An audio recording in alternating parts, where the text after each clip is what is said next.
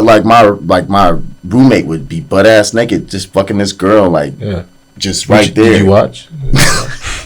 Yeah. I watched because I didn't know what was going on, and I was like, okay, I think I should leave because I was low key liking it. And I'm like, nah, that's not. And then you would see the girl like on campus the next day or the same day, and she's just like normal about it. I'm just like, but that's teaching professionalism, and that's really what it is. You know what I mean? Like keep it where it's at. Like, yeah, like like.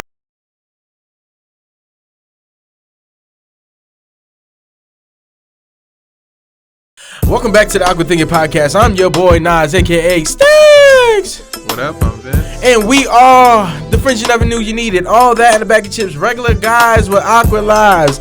Awkward thinkers. White people claps in the building. Yes. Woo! Make sure you like, comment, and subscribe. Vince, what else should they do? You about to take my job? I always say, make sure you like, comment, and subscribe. I don't know. I kind of feel like you stepping on my toes. By all means, please take it away. Make sure you like, comment, and you subscribe. Make sure that you get into the comment section. You let us know what you feel about the show. You give us a little bit of feedback. Make sure you sharing the show. Share it with your grandma, your auntie, whoever. Make sure you checking us out on all platforms: Spotify, Apple Podcasts, Instagram, TikTok. While we still got it, you know. Yeah, all that cool shit and then some more. Something new, something innovative, something creative. I don't know, I'm just making bullshit happen. But we have a guest in the motherfucking building today. We gotta drop the motherfucking air horns in this motherfucker.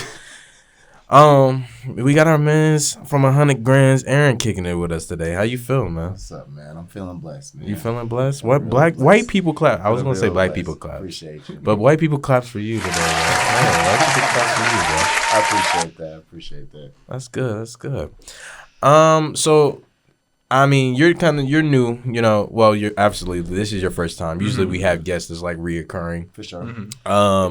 But we like to bring a lot of shit to the table. So this is our moment in time where we want to bring something to the table. So Vince, you know, you what? You can. It's me? Yeah. Okay. So what I want to bring to the table is So Tyler the Creator has a new album.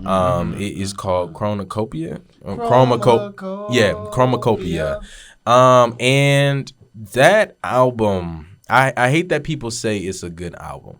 And this is the reason why I say I hate people saying it's a good album. It's a fucking phenomenal album. Okay. And I'm saying that only because the way that it's challenging, I guess, other artists now is creativity. I don't have to have a major label backing me on these marketing schemes. I want to do the shit that I want to do. And from the songs, like it was one song, it was called I Killed You. And I didn't really know it was about fucking hair. So he's talking about how beautiful the black hair is, the kinks, the oils, and it's like, I killed you. Because people are telling you about the wrong things about this shit. But the way it is, it's like, I would have never known that I had to look on TikTok. Like, I was like, oh shit, he's talking about hair the whole time. And then and it's a lot of testimonies to it. Like him, he was talking about, like, you know, he didn't have a father. It was just like his I seen the comment, it was true to it, but it was like his what's Mr. Morale. That was his Mr. Morale. And I think that seeing it, the sounds and how he's developed as an artist is amazing to see.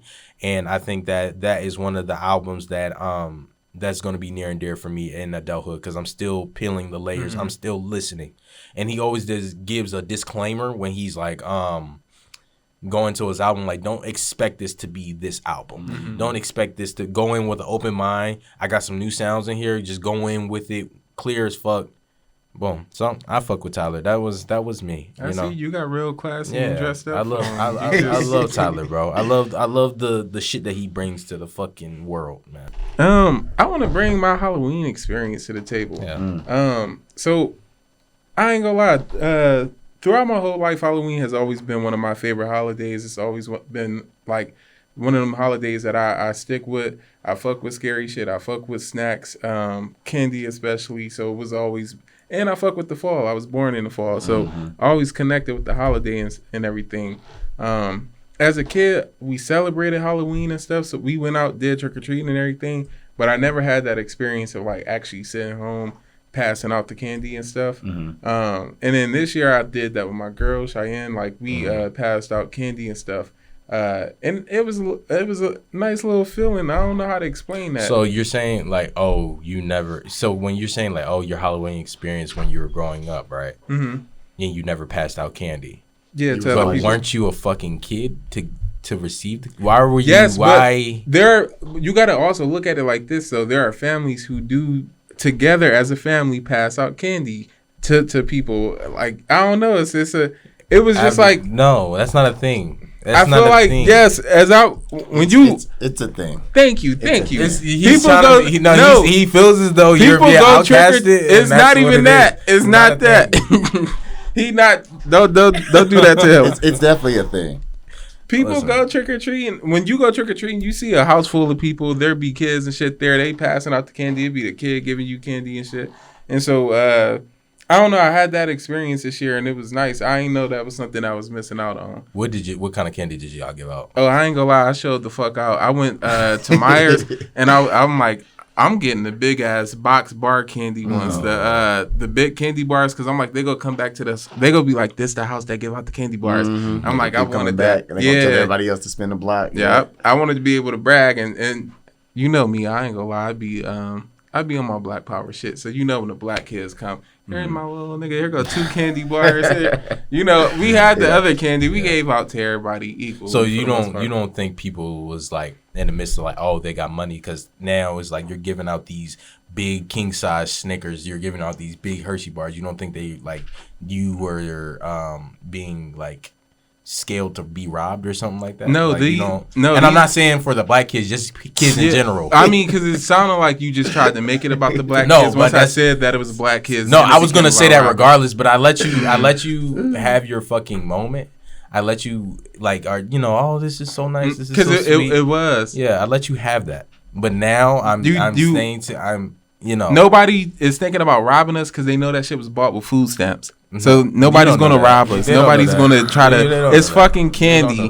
It was candy bars. Who thinks that candy was bought with food stamps? Me? Shit. I never thought that was the first time.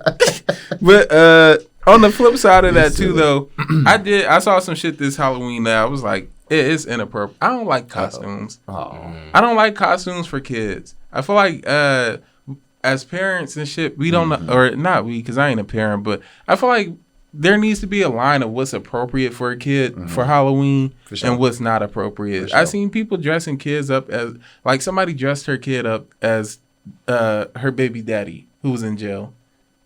And I know exactly what you're talking about. And that's ghetto as fuck. Yeah. Some shit is just... That's real. That's real. And I'm going to tell you how that's fucking don't real. Try to play devil's advocate. That is how that's real? Because it's like, all right, I'm dressing up as my dad. I love you, Dad. This is what I want to be for Halloween. Halloween is spooky. Halloween is scary. Nobody wants to be a fucking inmate for real. So that's some scary shit that I know I don't want to be, but I can be an inmate for one fucking day. I can be like my dad. A lot of kids in America can't be like their dad because they don't know who the fuck their dad is. So if I got one day to dress up as my father that I know, maybe he is a fucking inmate at 223, whatever, jailhouse at Greene County, whatever the fuck he at. But that kid right there made a moment for himself and said, and I hope and I pray to God he doesn't follow in the footsteps. And that picture is like side by side. No, motherfucker, right. Because that's what that... Bro, certain shit is not okay. I seen people dressing their kids up as celebrities and shit. OnlyFans models and shit. Like, shit. Who the fuck dressing their kids up as OnlyFans models? It be some weird shit going on. People dress their kids up as weird shit, and I feel like there does need to be, like, a level of, like, nigga, let your kid dress up as either something fucking creepy or something cute. Don't dress these niggas up as grown-ups and shit. I believe that there is no such thing as innocence nowadays. So I think when we have this expectation of, we're going to have these clean, fun Disney Halloweens or whatever the fuck we used to do when we were children, it's just not a thing anymore just because social media is a thing. I would definitely say, I wanted to speak to your point of the inmate kid. I think it's funny that when you're justifying the mind of a child, and I was just kind of like, what you're saying makes sense, but it makes sense from the point of a boy who doesn't know no better. You know? What would you say he was, 2 or 3 years old? No, he was like 10 or 11. Yeah, and then free dad. Okay, I thought he was younger than that. Yeah, 10 or 11. Okay, okay. that's kind of I mean, you kind of know what you're doing, but then it also just says a lot about the parenting. But that's nothing fucking new was going on. So go ahead. I would say, but what's the difference of like having like it's the same shit when we was growing up. Like, granted, it's like it's a Halloween costume, but I've seen plenty of people like do like little like post like when we were able to post like our parent, well, not my parent, but like post people who was in jail and shit like that. It's no different. I feel like that's no different. I feel like it's just like you talking about the Halloween costume. Not like that. I'm just talking about in general. Now I was kind of okay.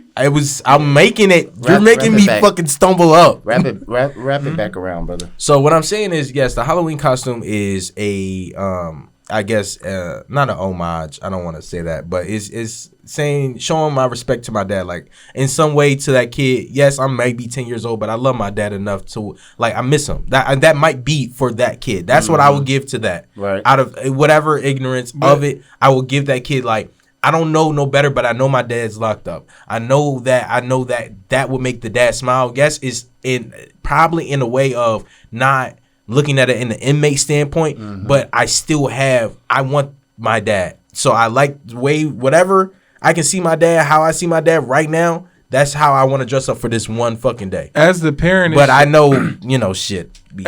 As the parent, it's your responsibility to sit there and talk to that kid and explain to them, I get as much as a cute idea that you thought this was. That's not how we're going to do this. You want to dress up like your dad? Let's pull up one of his fucking basketball pictures where he played in sports or whatever. Let's pull up a regular picture at a family party or something. You can dress up like him and pretend like you was him at that party. But it's also Halloween, so it is scary Halloween. To be in jail. Vince, so I got a question. Do you think the mom didn't have those thoughts? Do you think that, if it was a matter of parenting, she would have had enough sense to be like, nah, nigga, you can't do this. But it's 2024 and look at, we got YNs now. You know what I'm saying? The YNs. I think but the YNs stem from a lot of different things, but I think part of the problem is some people do have the thought like this is wrong. Then the other thing is exploitation. It's like, it's wrong, but I'm also going to do it because it'll get me likes. It'll go viral. I don't fuck with his daddy, so I'm gonna do this and send it to his dad. That's not some shit I want to see as a father in jail. Well, that's not what you want to see, but to some motherfucker that's ghetto as fuck, and that makes that happy family and whatever the fuck that. Obviously, the family not happy if you're in jail incarcerated, and this nigga has to do an homage to you. In some way, some sick shape, form, and we know we've been in settings where motherfuckers got that mindset of like that shit cool, that shit is whatever. They don't give a fuck. It makes sense to them. You know what I mean? So we gotta allow grace to the ghetto. You know what I mean? I like that. Yeah, grace to the, you just made that. You said that before. No, this is that's good. That's good. Grace to the ghetto. I'm about to be grace to the. My political shit, man. I feel like that's only that's understandable in certain situations. That's understandable when you see a kid come to school a little dingy and shit. That's understandable when you see somebody maybe walking it or whatever. That's not. It's certain things we gotta stop being like. Again, we gotta stop being like, oh, I understand. Because certain shit is not understandable. The way you raise your kid, why would you raise your kid like that? Why would you allow certain things? Why would you encourage these kind of things from your kid? You are not. What you're saying is correct, but just because it doesn't make sense to you doesn't mean it doesn't make sense, right? Because look at the reaction it has got. Look at the traction it's got. Let's probably see what happens a few months from now. People that always go viral always kind of step into things after that. So what you're saying is right. The morality of it is wrong, but to her, to him, to whomever is supporting this and uplifting it, who gives a fuck, Yeah, see? I feel like I give a fuck because I get tired of the YNs. That's real shit. Because that's who they become later on. It's like... No, the fuck do you don't. It is. Always. And it's not... But Nas, listen, nobody is saying always. But again, when certain shit is encouraged with these kids, motherfuckers... In 2020, when the pandemic happened and them kid boys started doing their shit... It was only a few of them motherfuckers doing that in one select area. Once other people saw that shit and saw, it was a little popular, people getting attention, now you got a whole motherfucking set of Kia boys in every state and in every city doing dumb shit, being on camera, doing the dumb shit. it encourages them. It's an influence. And so certain shit is not just, oh, this is cute and this is just a moment. Yeah. Certain shit we have to be like, that's not okay. We can't keep doing this. Okay, and I understand that point but it's just like, and I don't want to stray away from your Halloween because I still want to hear more about what else, because I don't know if you even I think that up. was it. Did you even dress up? I put on a Luffy hat, and that was it. Oh, you. That was all I needed, nigga. I'm the Pirate King. Did you at least wear red and blue? Did you have like jeans? No, I had jeans on, yeah. No, I didn't even have. I did. I had on jeans. I didn't even have on the right fucking jeans. I had on jeans. What's the right jeans? Fucking jeans. No. Because he don't fucking know. I anime, do. And you I do. He got the you speaking on some shit you don't know about. He got the R&B chest open, right? Oh, my and he got God. scars and shit. That's it. And he light skinned. He is. Luffy is light skinned. He a light skinned nigga. Shut the fuck up. He act like a light skinned nigga. Oh, that's funny. All right, so let's get into these motherfucking topics. Vince, what you got for us today, man? I was reminiscing. I ain't gonna lie. I was reminiscing. I was watching American Pie, and that made me think about my time as a young horny nigga and like the things I used to go through or the things that I've experienced. And yeah. I ain't gonna lie. I don't know. American Pie is just funny as fuck because I feel like I was telling y'all, each character is like a different person in a sense of on that journey to get some pussy or whatever. Mm-hmm. Each character has their different way of going about it and how they're going to try to achieve it or whatever. And they also have like different goals when trying to obtain it as well. So it gives you different perspectives into the different lives of, horny ass teenagers trying to get some.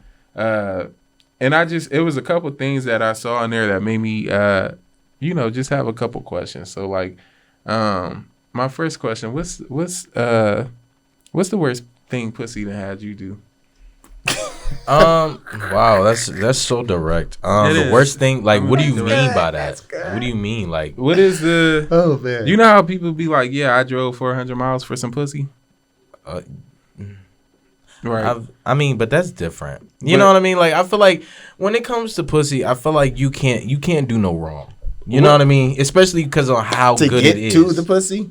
Huh? No. Like, let's say you already got it. Yeah. And you know how good that shit is. Yeah. I don't give a fuck. You know how many days Moses walked people to get to the fucking promised land? You know how far I would go for that feeling?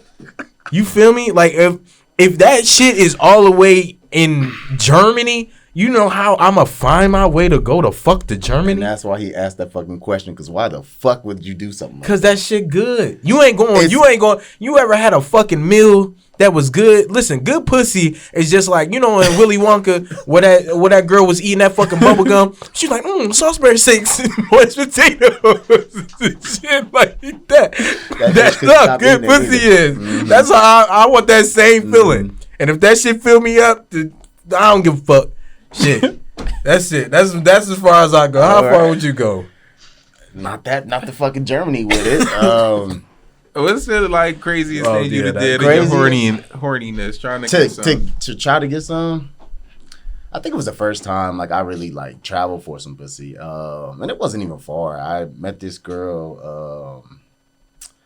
What the fuck did I met her here, but she probably stayed somewhere in Michigan, and I just drove to Michigan, and we knew what was going to happen when I got there, but it was just like that little weekend getaway. You know what I'm saying? So, but I can't think of myself like flying somebody in or paying for it. Like, yeah, I don't really have. I just don't have the funds to do that yet, but I am going to do it. Of course, I'm gonna be a trick when I get the right fucking money. Here's something I gotta say. I've always had that thing too. Like, I just want to do it just to see what it was like. The moment I got the money and the moment I'm like there and you can press the green button and pull the trigger, make that phone call, it's just like, nah. I think a part of me just wanted to see if I could do it. You know, so I'm gonna go full throttle. Like that shit gonna be feeling so player to me. I don't know what it is, but that shit finna be fly as hell when I do it. I'm like, oh yeah, I got your Spirit flight. Come on, round trip, $59. You gonna do the whole 9 just to say you could do it? Yes, just to say I did it. Yeah, that's real shit. That's real shit. Just say I did it. You only live once. As far as I know, I only live fucking once. That's real shit. So as we're I like what we're doing here. But what is the craziest thing you've done for some vaginal. Watch this shit be way worse than both of us. Yeah, what's some shit that you've done? This stems from somewhere. I was talking to the mic. We don't like talking to the mic. I done broke up a happy home. Oh, you're a happy home. I'm proud of you. Not like that though. I ain't step on. Well, I did step on toes, but I did not. It wasn't like cheating. I just was sound proud about it. Pre-pussy or post-pussy? This is pre-pussy. I feel bad post-pussy, but it's pre-pussy where it's it like probably wasn't good. But it was like, I don't know. It was more so. I'm like, he cheating on you, right? Oh, you're. You pillow talked. I wasn't pillow talking because we wasn't laying down on the pillows yet. So it's just like, you're sick. I was just like, I'm just concerned because I know shit going on between y'all. What's going on? What you in this? Damn, and you fucked that same night? Nah, not the same night, but you planted that seed. That's that. That's that growth. Yeah. I knew his shit was worse than ours. I knew that's it. That growth. Yeah, he worse than Lil Durk, homie. You damn near was wearing that wire. That's not. I feel like that's the not same shit. If you cheat, I feel like, not saying it's fair game, but I feel like if you cheat, you got to do that shit where nobody gonna know. That way. Was it your homie or it was just a nigga? Nah. Oh, that ain't no shit you do to your homie. Is it? Nah. You done did that shit. Nah, to your homies, I'm just saying, niggas backdoor niggas all the time. Like, I don't fuck with that. I don't either. I was just telling Cheyenne certain shit. I've had a past, but it was in high school. I did backdoor a few niggas in high school. I will say that. I will say that. Certain shit, like I told her, I said, any of my homies ever try to talk to you at all, like ever try, we're fighting. It's not no conversation. Like, yeah, you ever try, nigga? We are fighting, and it's gonna be severe. Because I just feel like it's disrespectful. It's like, my nigga, there's so many women out here, and for you to go like for my woman, that's crazy as fuck. I will say this as a former backdoorer, just don't brag about your woman. I do believe there's some truth to that. You don't. I feel like you don't need to be bragging about what your woman does to your homies. I mean, to. Oh yeah, no. I'm saying, I didn't know you meant sexually. I meant like, my wife is beautiful, my girl's beautiful, or she did this. But even that though. Because it's still like I just, oh shit. My bad. No, I feel like certain shit. Because I should be able to say my girl is beautiful. My girl is this. I should be able to hype her up without it. I feel like that is some woman shit. Women do that. Women will hear those kind of things and be like, oh, that's gonna be me. Yeah. But I feel like as niggas, as long as I'm not talking about nothing sexual, you should not think nothing or whatever. Not saying that niggas can't have those like where it's like, oh, I like a woman who's about her shit and everything, but no, nigga, you better find another woman who's about her shit. Don't come this way. I think that's hard when you have like hating ass niggas around you though. Yeah. Because I feel like people who do that are people who kind of, because it's a term for it. It's literally a thing, but to have what someone else wants just because they have it, or, envious, envy. But that's not what I was thinking. That is being envious. But I don't. What you're saying makes sense, but I just think like if it's a nigga that's like, say like your girl is SZA, and I know that I like a SZA. You know what I'm saying? I'm backdooring that nigga if his girl SZA. I ain't gonna lie. I would come but out you of see retirement. you see what I'm saying? No, it's just like, damn, I always wanted a SZA. This is the closest I'm gonna get to a SZA. Like it's niggas out there like that. Yeah, that's true. I was actually talking on the phone, and this might be a little weird and very much awkward for me to say, but we were talking about what the craziest shit we done stuck our dick in. You know what I mean? I got a good one. Oh, okay. Well, share. No, please. This wasn't meant for me. It wasn't meant. You said it. You said it. So we here with it. I got a good one. Okay, well, you're here. I don't know how I found out about it. I think I was 15 years old in high school. I found out that you can put lotion in a sock. Oh, well, that's what they was doing. I did not know that was what motherfuckers was doing. I've never did this sock thing. I've always wondered like why, like I found socks. I thought the sock was to catch the cum. Yeah, I always thought that. I thought the lotions supposed to use it, and then the sock was supposed to catch the cum or something. Yeah. I never knew that's what niggas was actually doing. Yeah, I don't know if I heard it from the next guy or like I was just curious. But one day I just, you after school and it's just. After all that learning, you just want to fuck some shit. I know that feeling. That nigga said, I done had a juice box. I'm ready to fuck some shit up. And when I get home, don't even know what pussy feel like. But don't even. He said it's close. I'm ready to fuck the shit out this couch. You don't even fucking know. Is yours a couch? Yeah. I used to fuck the shit out of the couch cushion. Really? Nigga, that couch cushion didn't even know what was going on. Nigga, I done took off that Catholic school sweater. That motherfucker was about to get it. I said, bitch, you ready? I done fucked the couch cushions too. A couch cushion? That shit's soft, man. That's your first fat ass. A couch cushion is your first fat ass. You learn how to do some stroking on that cushion. You be like, lift that motherfucker up. Nah, what? But I was talking to them and I was like, my first time learning how to kiss, but it translated to eat pussy. I was watching 2.5 Men. Because we ain't have shit. Like cable and shit like that. I follow you. And so 2.5 Men was on, and the mom was talking about to Jake, like, oh, how do you kiss a woman? So she said, take the peach, like cut the peach, and then take the pit out, and then start tongue kissing it. So at the tender age of probably like 10, 11, I would say like that. Fucking taking the pits out of peaches. Anything, but I start doing it. I just start doing it just to practice and shit like that. So, and then when it came time, I was just a fucking... Now you an eater. Yeah, I'm the eater origin story. The eater origin story. That nigga said, "Yeah, this is what I be doing." Niggas ever lied about getting some pussy? Of course, I've lied multiple. Saying I hit someone and I didn't. Nah, I don't know how to live like that. It start getting scary when niggas. Of course, when you're young, you know you lie. Yeah, I'm fucking shit. You know what I mean? But you ain't go through that phase. I was raised with like in the suburbs with grandparents. You had great people. You had great people because you had to be fucking by 10 in my house. Nigga, by 5, nigga. I was exposed. Like I didn't get exposed to a lot of shit till I went to fucking Central. Like I'm a late ass bloomer. So. That's good. That's a blessing. Like, do you feel like you did not have that pressure and shit then? Like the pressure to go and do the fuck ever? Yeah, like in a sense, because I feel like I said, throughout from being 11, 12 years old up until going off to Central, it was like that pressure to make sure you fucking something. And nah, I was too scary. I couldn't do it. I think that I was exposed early to like what like STDs were and like how you go to jail and what it is to be a black man and just all this bullshit. Excuse me, it's not bullshit. No, take that back. But it's bullshit to hear when you're my age. And I think I was just very safe, very just scary. I'm like, nah, I don't want to do this. I don't want to do that. I remember I kissed a girl and I thought I had an STD. Like it was just something like that where I was just but all this to say I came to Central and just I think I was like my freshman year, first semester. It was really traumatizing. I had seen some shit that I don't think college. Yeah. Oh. Yeah. The fuck did you see? College. So I'll start with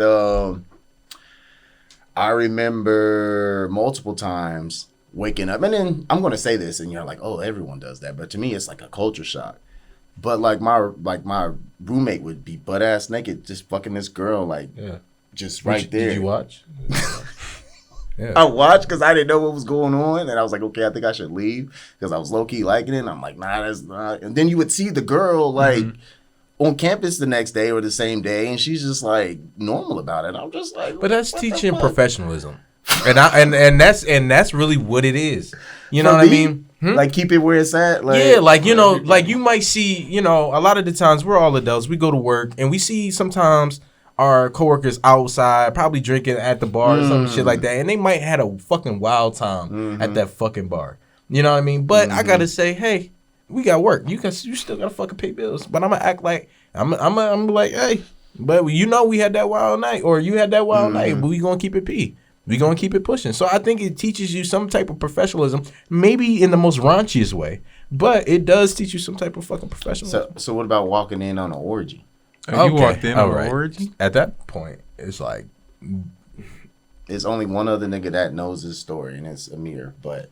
And now the world, but go ahead. It's cool. I've healed from it. Oh, but okay. I don't know, I was coming home late from something. I don't know. I don't think I had just went to dinner. This was when the calf was a thing. And it just... I smelled this smell before I even walked in. It's real real shit. That nigga said I smelled it. It just smell like fucking.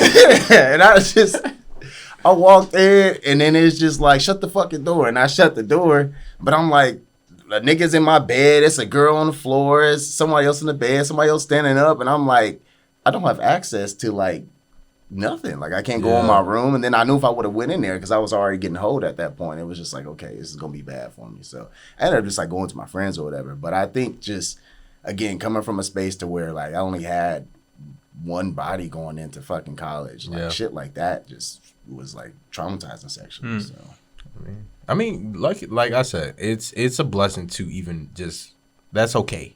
Yeah. I want you to be like, that's okay. Because a lot of the times we come from some backgrounds where you have to at least have 10 bodies. Like you ain't got no 5. Your first, you got to have a 5 starter pack already coming into college or something. Like you already got to be fucking. And even now, like you're still pressured, even in the late adulthood. Like how many bitches you fuck? Like it's like who's pressuring you in adulthood? Hey man, it's a lot of niggas. I ain't gonna lie, because I feel like I'm too old for you to be asking me shit like that. We're past that point. With certain you would shit, think. You would fucking think. You can't ask me certain shit because it's like, nigga, because I feel like to a certain extent, when niggas do get to asking you about who you fucking, what you doing, niggas is trying to live through your dick. And it's like, you can't do that. Stop being inappropriate, my nigga. I think, especially, I've always said this, even when older niggas used to approach me, asking me if I'm fucking, it's like, you worried if I'm fucking some other 12-year-old? Because I'm 12 right now? Like, what's to you, niggas niggas is so sick, it's normal. That's not, like, off-putting. That's like, nigga, are you fucking, you know? So it's like, different. I saw some. I don't know. I don't want to get into that right now. But it was just shit like that be weird to me. For our safe space, I wanted to allow our guests to kind of make your safe space, and within this, I think this is new for us. This is all new. Everything, our safe space is new. So I want us for you to talk about a safe space when it comes to holding grudges. My raw, authentic thought with that. Okay, so in a past version of me, a past self, I was one of those people where, because I have had this history of people getting over on me, and as I got older, I realized that I could do it back. Not only was I like, holding shit, burning bridges, holding shit against people, trying to get my look back with everything, but I was doing it with the power and the force of what my child didn't get to do. Getting beat up in the streets, getting bullied, somebody making fun of me because, my pants are like flooding or fade or something like that. So I think that for a while I operated, this is really good. I think for a while I operated in a sense of, with this chip on my shoulder, but I don't want to use the word, well, I can use hate in some senses, hate, or just sort of this vengeance of, I will never be wronged again. And the day you do will be the last day you do, And I think that it took a while for me to realize that it was really driving me to a space that a space that no longer reflected me, but a space I could not maintain as a, 27, 28-year-old adult at this point. I'm 30 now. But, and I think that I had to learn to forgive, because you're not going to win every fight. You're not going to win every battle. And every fight and battle is not meant to be won. You got to learn how to take some L's. You got to learn to have some humility. You got to learn how to, just chalk it to the game. And I think once I learned that, and also finding God and just learning that, forgiveness is a real thing, that freed me from myself. And there's shit to this day I think about, like, there's things in my life and people in my life who I know have brought me a great deal of pain, but I think that holding on to things for whatever reason, or wanting to kind of return that pain for whatever reason, there is no, like, it's not, it's fleeting. It's all fleeting. There's nothing sticks, nothing lasts, because I do that. Am I going to go home? I mean, I would probably that night, but there's a part of me that would just kind of feel bad, and I feel like that was also a thing too when I was acting out of character. So I just had to learn to forgive. Even now, if I feel like there's someone who, I feel like I got to put them on their ass, it's just, I understand that this is bigger than this moment. Because the reason why I'm upset, maybe because you may offended me or, you know, cut me off on the road or whatever. I don't know, some random shit.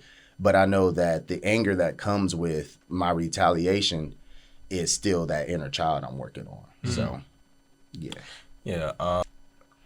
I feel like as the audience, I've been saying this shit for a fucking long time, and I want to keep it. And, you know, y'all know it's now until next time, but it's about that fucking time where we give you a fucking message. I'm not going to say a positive message. I'm going to take that one out. Where we give you a message to get through the fucking week, because whatever y'all listen to this day, whether it's tomorrow, next week, 2 weeks ago, this is to get you through the fucking week. Amen. Man. So, Vince, what is your until next time? Let's let our guest go first. We've been putting on you on the hot seat. I've been trying to like give it like, you know, some breathing room. No, yeah, I've been trying to give it some breathing fucking room, but obviously we have somebody that doesn't like.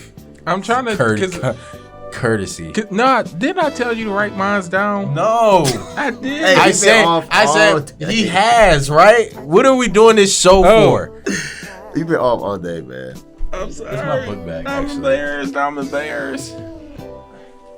I think I wrote mine down. I'm trying to think because I thought it was something about Harry Potter because I've been listening to the books. I told him to write it down. It was I can tell you it was about Harry Potter, and you said something about how his whoever was his guardians was treating them wrong, and just because they wasn't chosen to do what they were supposed to be doing. That's what you were saying. Yeah. So I guess I feel like my positive, or not positive message, but my ending thought is it piggybacks off the hater thing, because it's like sometimes we choose. I'm sorry, I'm fucking this all the way up, but I feel like sometimes we don't realize that we have a choice in how we choose to deal with things. And so like I've been reading Harry Potter again, rereading it, and fuck the Dursleys.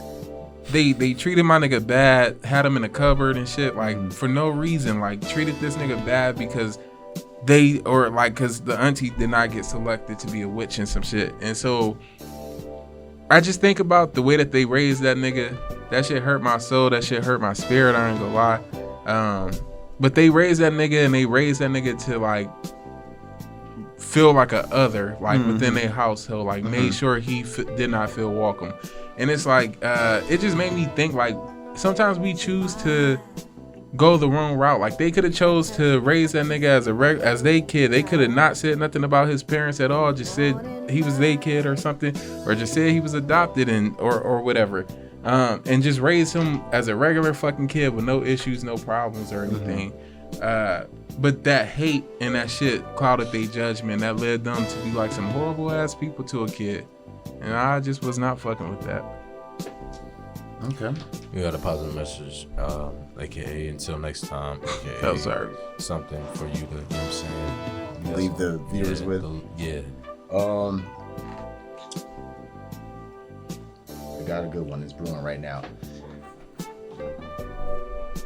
That's what I said before. I was thinking that. I didn't want to fuck it up, but I had it was there. It was out in the open for me to do it.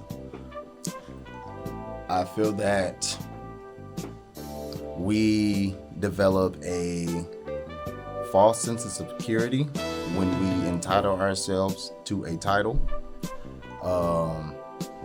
So I say that to say, no, do not take anything for granted, because this is all fleeting. And one moment you could be living your best life, and that next moment you could be, you know, in a big place of suffering. So never take this position you're in, never take some money you didn't come up on, never take a partner you just got with, never take anything for granted, because there are moments, and all it takes is a moment for it to not be there.